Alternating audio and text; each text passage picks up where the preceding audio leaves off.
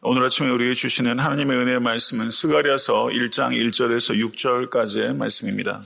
스가랴서 1장 1절에서 6절까지의 말씀 교독하도록 하겠습니다. 제가 먼저 읽겠습니다. 다리오 왕 제2년 8째 달에 여호와의 말씀이 이또의 손자 베레가의 아들 선지자 스가랴에게 임하니라. 이르시되 여호와가 너희의 조상들에게 심히 진노하였느니라. 그러므로 너는 그들에게 말하기를 만군의 여호와께서 이처럼 이르시되 너희는 내게로 돌아오라. 만군의 여호와의 말이니라. 그리하면 내가 너희에게로 돌아가리라. 만군의 여호와의 말이니라. 너희 조상들을 본받지 말라. 옛적 선지자들이 그들에게 외쳐 이르되 만군의 여호와께서 이같이 말씀하시기를 너희가 악한 길 악한 행위를 떠나서 돌아오라 하셨다 하나 그들이 듣지 아니하고 내게 귀를 기울이지 아니하였느니라. 여호와의 말이니라. 너희 조상들이 어디 있느냐? 또 선지자들이 영원히 살겠느냐? 내가 나의 종 선지자들에게 명령한 내 말과 내 법도들이 어찌 너희 조상들에게 임하지 아니하였느냐? 그러므로 그들이 돌이켜 이르기를 만군의 여호와께서 우리 길대로 우리 행위대로 우리에게 행하시려고 뜻하신 것을 우리에게 행하셨도다 하였느니라. 아멘. 하나님의 말씀입니다. 네. 스가랴서 1장 1절부터 6절까지의 말씀은 스가랴서 전체 서론에 해당되는 부분이라고 볼 수 있습니다. 한번 본문 내용을 한번 주의 있게 살피면요. 1장 1절을 보게 되면 선지자 스가랴가 누구인지에 대해서 소개하고 있고 2절의 말씀을 보게 되면 이스라엘의 조상에게 하나님께서 심히 진노하셨다라고 언급하고 있고요. 3절과 4절은 스가랴 당시에 이스라엘 백성에게 회개를 요청하는 부분이고 5절과 6절은 이스라엘의 조상도 죽었고 그들에게 하나님의 말씀을 증거한 선지자들도 죽었지만 여호와의 말씀은 살아있다. 이 말씀을 우리에게 하고 있는 것입니다. 지금 사순절 기간 동안인데 오늘 스가랴서 1장 1절부터 6절까지의 키워드는 한번 보시기 바랍니다. 3절의 말씀을 보게 되면 저를 한번 따라해 보시죠. 너희는 내게로 돌아오라. 내가 너희에게로 돌아가리라. 이 말씀이 스가랴서에 나오는 첫 번째 명령이자 첫 번째 약속인데요. 이것이 하나님의 마음이 저는 여기에 담겨 있다고 생각합니다. 항상 하나님께서는 우리에게 너희는 내게로 돌아오라. 내가 너희에게로 돌아가리라. 내가 너희에게로 돌아가리라. 이 말씀을 우리 깊이 생각하면서 이번 사순절 기간 동안에 여러분과 저의 회개가 형식적인 회개의 수준을 벗어나서 여호와 하나님께로 돌아가는 은혜가 우리 모두에게 있을 수 있게 되 간절히 소원합니다. 모든 회복의 시작은 회개의 회복이고 회개조차 내 의지대로 할 수 없다는 것을 우리가 하나님 앞에 전적으로 고백하면서 성령님께서 그 여러분과 저의 영혼 가운데 임해서 우리가 깨닫지 못하고 고백하지 못했던 죄악들을 발견하고 하나님 앞에 중심으로 통행하는 역사들이 여러분과 저에게 교회 위에 임할 수 있게 되기를 간절히 바랍니다. 1절의 말씀을 보게 되면 다리오 왕 제2년 8째 달에 여호와의 말씀이 이또의 손자 베레가의 아들 선지자 스가랴에게 임하니라. 이렇게 말씀하고 있습니다. 다리오 왕 2년 8째 달은 주전 520년 10월에서 11월 경입니다. 성경에서 이렇게 아주 명확하게 때를 이야기하는 것은 흔한 경우는 아닙니다. 이것을 통해서 강조하는 것은 하나님은 역사의 하나님이시라는 사실입니다. 우리의 개인사 속에 그리고 인류의 역사 가운데 하나님께서 주인이시고 그리고 이전에도 역사하실 뿐만 아니라 지금도 그리고 영원토록 하나님께서 역사의 주인이심을 믿으시기를 바랍니다.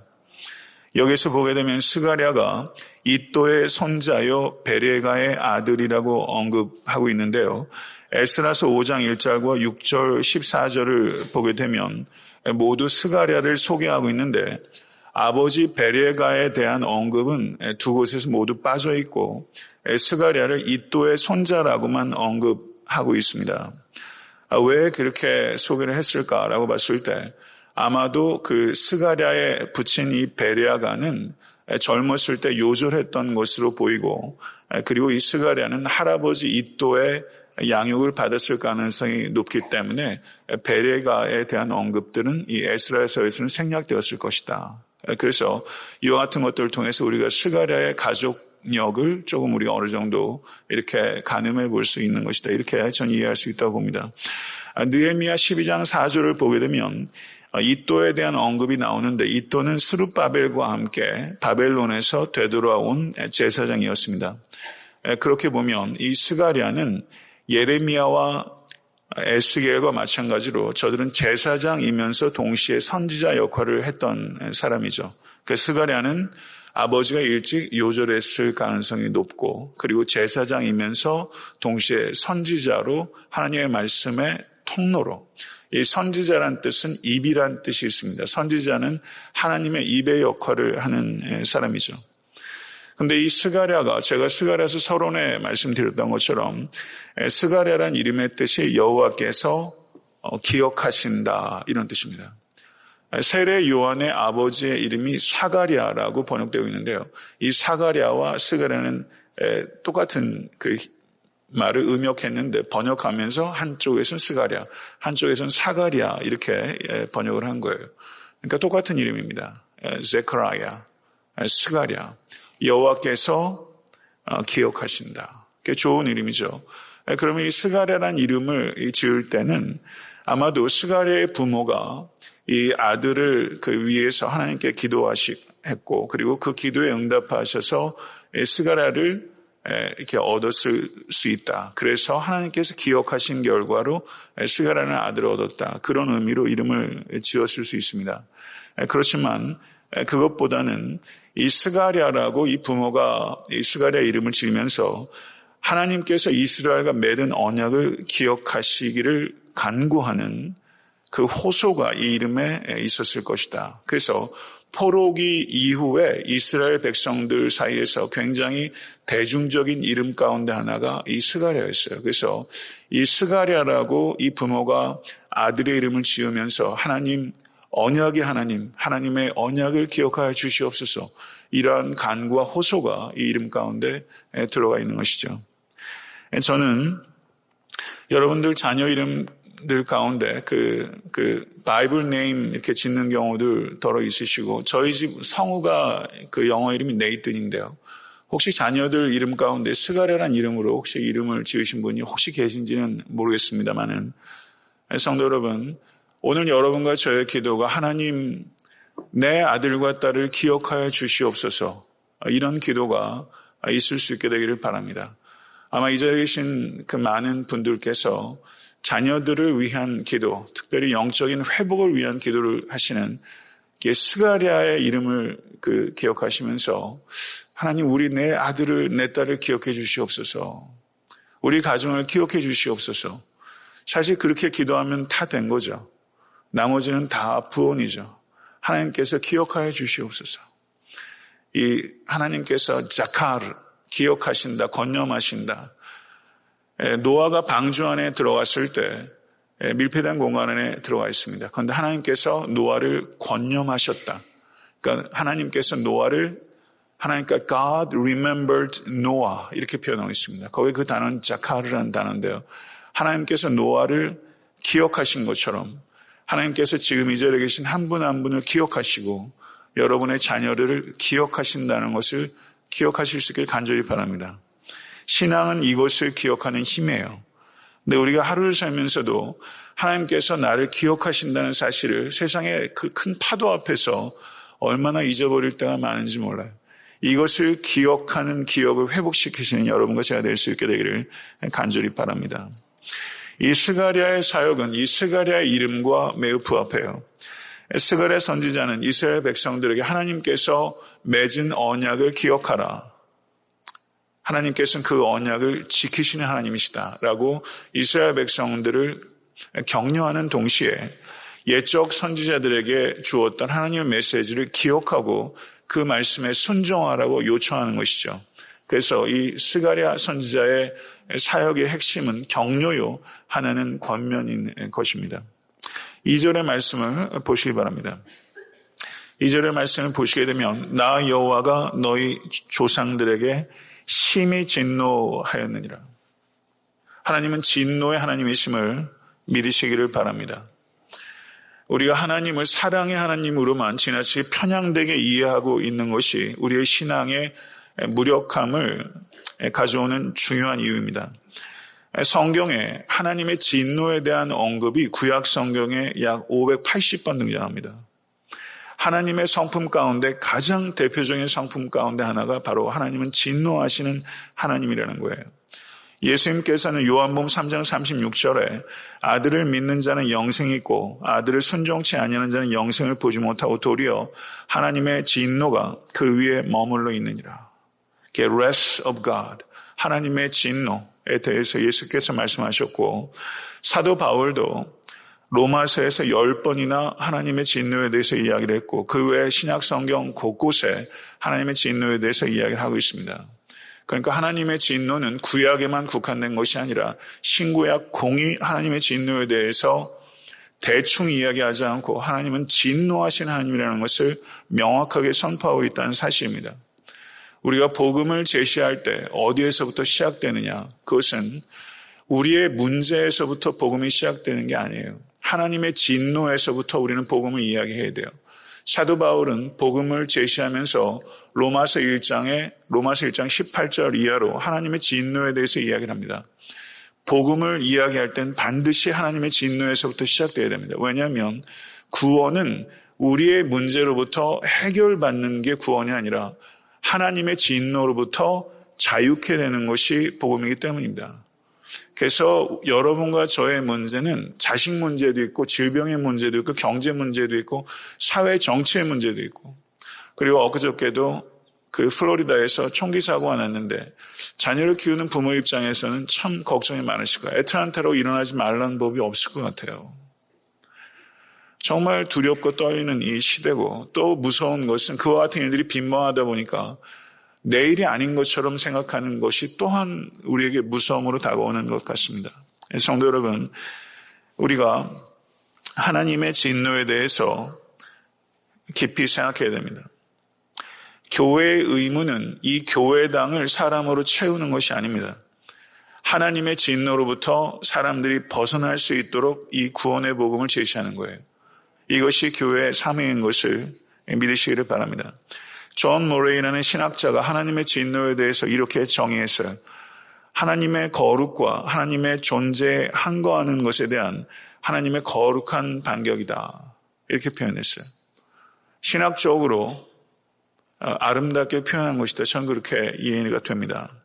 좋은 정의예요. 그렇지만 하나님의 진노에 대해서 아주 함축적으로 명확하게 얘기한다면 이렇게 말할 수 있습니다.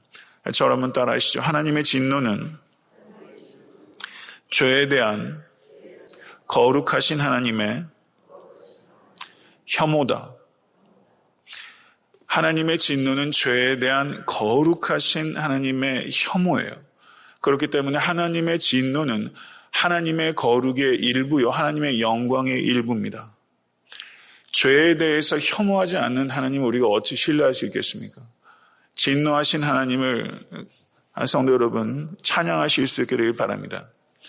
우리는 십자가를 보면서 이신칭의의 복음을 잘못 이해해 왔어요. 이신칭의의 복음을 우리가 가볍게 생각해 왔어요.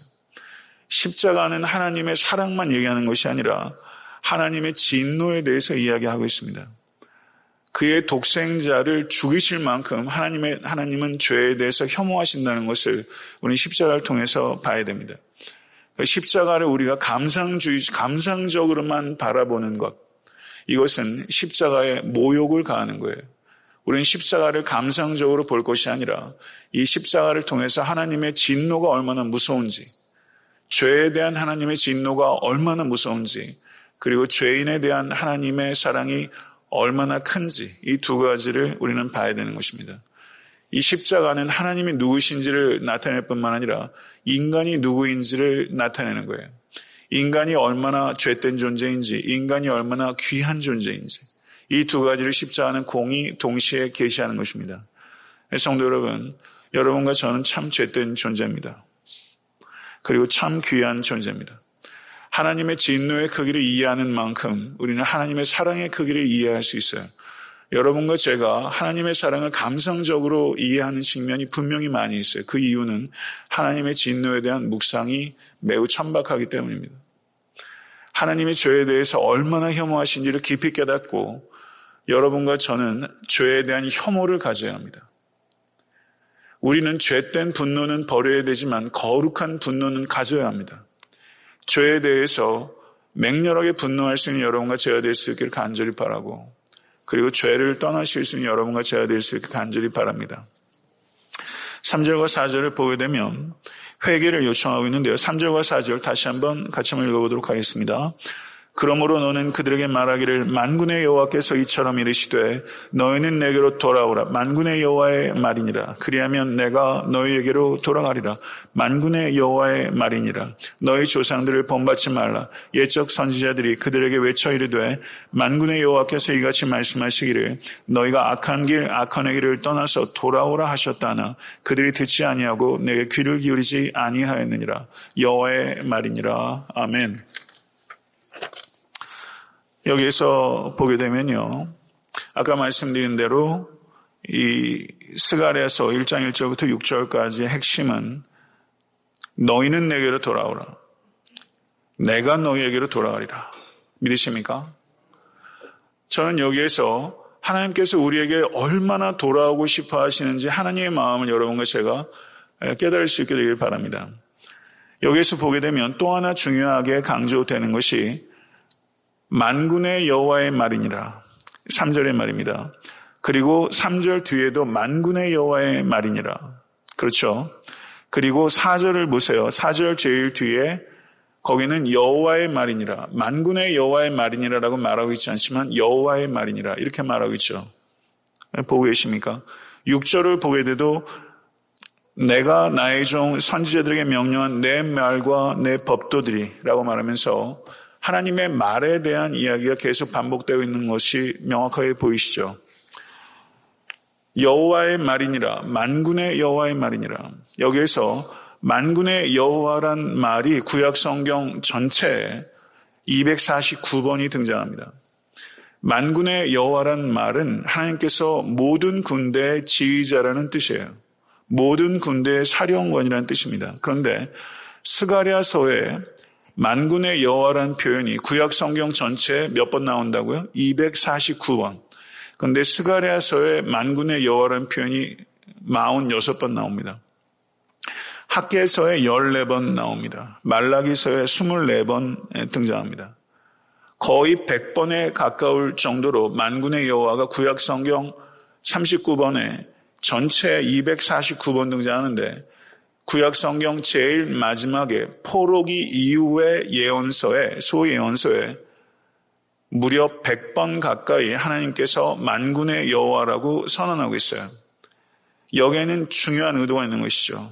왜냐하면 이스라엘 백성들은 지금 패망해서 나라가 없는 상태입니다. 그러니까 이스라엘은 자신의 군대가 없는 패망한 민족이에요.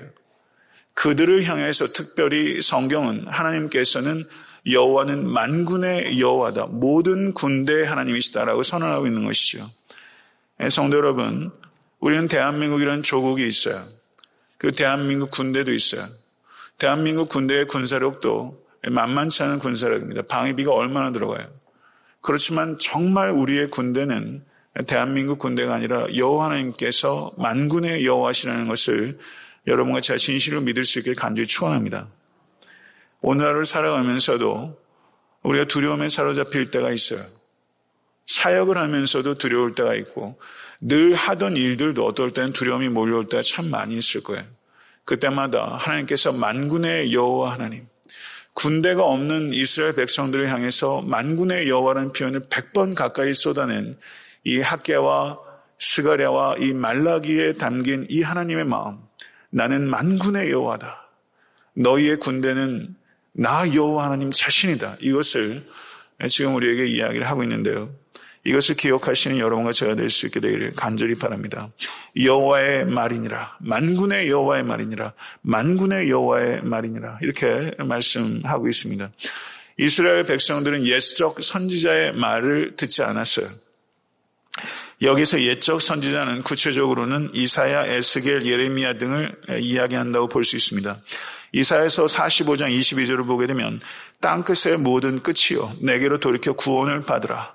나는 하나님이라 다른 이가 없느니라. 이사야가 이렇게 외쳤고, 에스겔은 에스겔서 33장 11절에 너는 그들에게 말하라. 주 여호와의 말씀이니라. 나의 삶을 두고 맹세하노니 나는 악인이 죽는 것을 기뻐하지 아니하고 악인이 그의 길에서 돌이켜 떠나 사는 것을 기뻐하노라. 이렇게 이야기를 했습니다. 선지자들이 돌아오라고 지속적으로 말했어요. 그리고 예레미야 25장 5절을 보게 되면 너희는 각자의 악한 길과 악행을 버리고 돌아오라. 그리하면 나 여호와가 너희와 너희 조상들에게 영원부터 영원까지 준 그 땅에 살리라. 이렇게 하나님께서 경고하셨어요. 옛적 선지자를 통해서 경고하셨어요. 그러나 그들이 듣지 아니하였다. 이렇게 말했습니다. 4절 말씀 보세요. 너희가 악한 길, 악한 행위를 떠나서 돌아오라. 여기서 악한 길이란 악한 생각이라고 말할 수 있습니다. 우리는 떠나서 돌이켜야 되는 것이 이 두 가지, 악한 길과 악한 행위에서 떠나야 돼요. 그리고 거기서 돌아오라. 그리하면 내가 너희에게 돌아가리라. 그런데 이스라엘 백성들이 듣지 않아서 하나님께서 하나님의 영광이 에스겔서에 나오는 것처럼 이스라엘 성전을 떠났습니다. 성도 여러분, 경고의 말씀을 이스라엘 백성이 듣지 않아서 저들이 심판을 받았어요.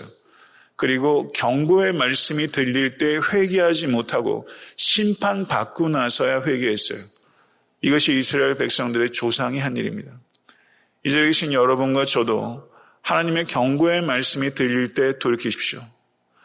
하나님의 경고의 말씀이 들릴 때 돌이키지 않고 심판당한 후에 돌이킨다면 참 안타까운 일이죠. 이것이 이스라엘 조상들이 한 어리석은 일이에요. 정말 여러분과 제가 회복되어야 되는 것은 하나님께 돌이키는 것입니다. 죄된 악한 길과 악한 행동에서 떠나라고 하나님께서 말씀하시고 만군의 여호와의 말이니라 이렇게 말씀하고 계신 거예요. 여러분들 삶에도 다시 한번 말씀드립니다. 만만치 않은 여러 가지 일들이 있을 거예요. 직장생활 하시는 거, 사업하시는 거 어느 것 하나 쉽지 않을 겁니다. 잘 되는 사업도 계속 잘 되는 보장이 없어요. 사업 환경 계속 바뀌어요. 자녀 문제 결코 쉽지 않을 겁니다. 교회에서 섬기고 사역하는 일들, 인간관계들 결코 쉽지 않으실 거예요. 사랑하는 성도 여러분, 우리 복음은 무엇인가? 예수를 믿으면 문제가 해결된다는 게 아니라고 제가 거듭거듭 말씀드립니다. 복음은 무엇입니까? 예수를 믿음으로 말미암아 하나님과의 관계가 회복됐다는 것을 얘기하는 거예요. 여러분과 저의 진정한 문제는 하나님과의 관계의 회복이에요. 모쪼록 이번 사순절 기간 동안에 문제를 다른 데서 찾지 말고 내 안에서 하나님과의 관계를 깊이 묵상하시면서 하나님께로 돌아가는 여러분과 제가 될 수 있으면 참 좋겠습니다. 모쪼록 거기에 집중하시고 나아가시고 내게로 돌아오라. 내가 너희에게로 돌아가리라. 이 말씀 기억하십시오. 이 은혜가 여러분과 저에게 임할 수 있게 되기를 간절히 소원합니다.